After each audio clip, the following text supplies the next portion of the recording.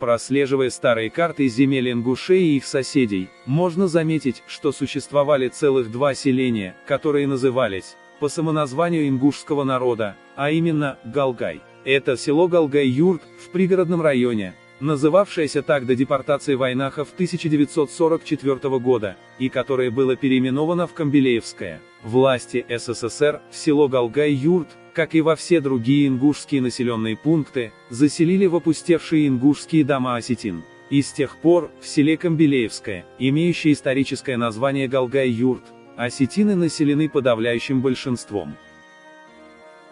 Также, еще одно селение, с идентичным названием Галгай-Юрт, до 1833 года просуществовало и на территории Чечни. Но по иронии судьбы, ни одно из этих двух селений, с названием Галгай, сегодня не входит в состав Ингушетии.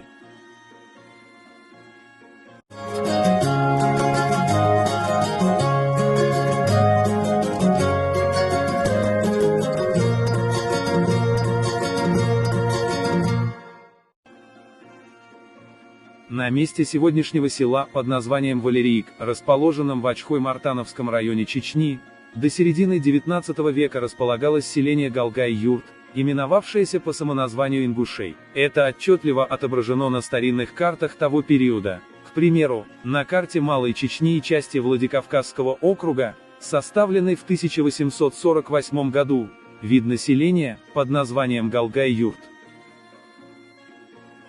Тезису касаемо данного селения есть документальные и письменные подтверждения. Об ауле Галгай-Юрт сохранились некоторые исторические сведения. Село Галгай-Юрт было подвергнуто значительному ущербу царскими войсками в 1833 году за отказ жителей покориться. Об этом факте свидетельствуют следующие исторические материалы.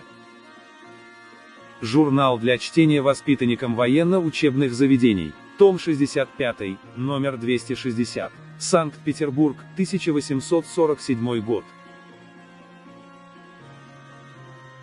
В это же самое время, и для отвлечения внимания неприятеля, начальник Ачхаевского гарнизона, подполковник Преображенский, с 3 ротами Тенгинского пехотного полка, сотнею Донского номер 26-го полка и 2 орудиями, произвел весьма удачный набег на враждебный аул Галгай-Юрт, уничтожил его и захватил 200 баранов.